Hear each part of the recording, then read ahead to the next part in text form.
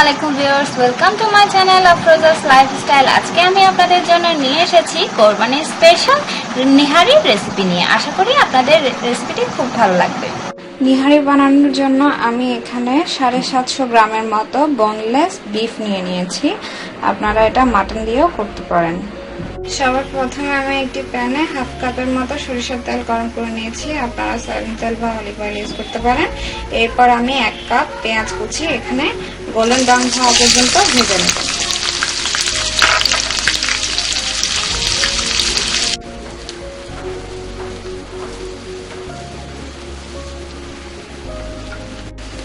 পেঁয়াজ golden brown করে ভাজা হয়ে গেছে। এবার আমরা পেঁয়াজটা উঠিয়ে নেব।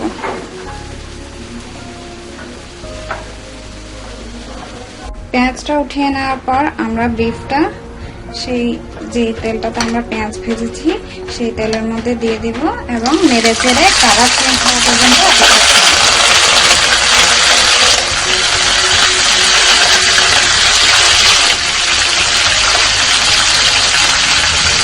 আমরা এটা কালার চেঞ্জ হওয়া পর্যন্ত অপেক্ষা করব।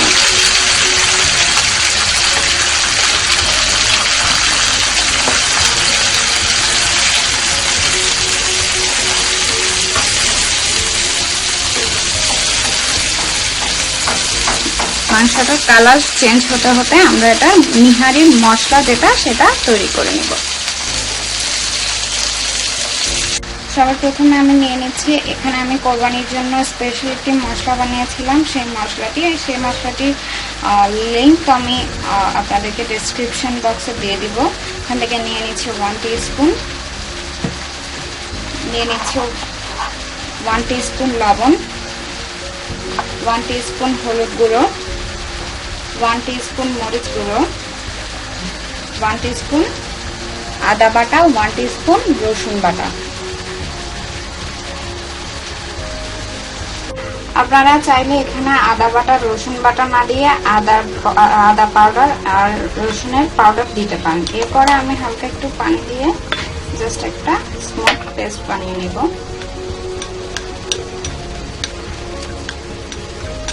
মাংসের কালারটা চেঞ্জ হয়ে গেছে। এরপর আমরা এর মধ্যে দিয়ে দিব যে পেস্টটি বানিয়ে রেখেছি, সেই পেস্টটি আমরা এর মধ্যে দিয়ে দিব।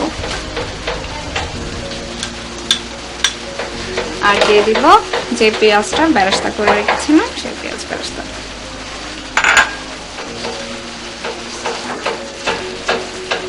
পাঁচ মিনিট আমরা এটাকে কষিয়ে নেব। মাংসটা 5 মিনিট কষানো হয়ে গেছে।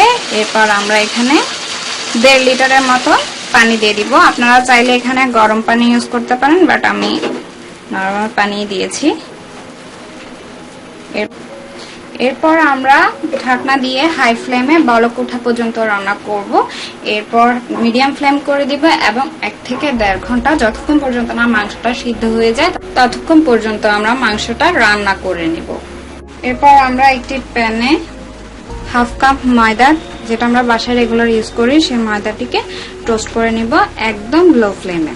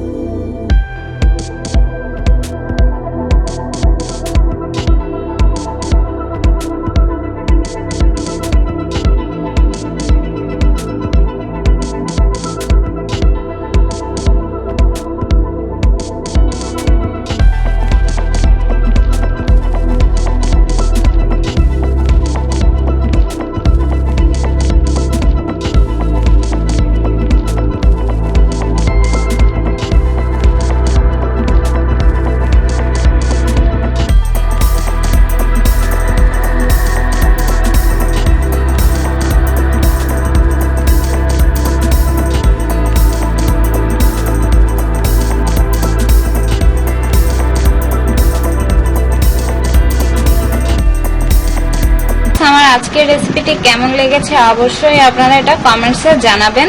আশা করি আপনারা এই রেসিপিটি বাসায় ট্রাই করে দেখবেন। যারা আমার চ্যানেলে নতুন আছেন তারা আমার চ্যানেলটিকে অবশ্যই সাবস্ক্রাইব করে নেবেন এবং যারা আমার চ্যানেলটিকে সাবস্ক্রাইব করেছেন তাদেরকে অনেক অনেক ধন্যবাদ। Thank you for watching. আল্লাহ হাফেজ।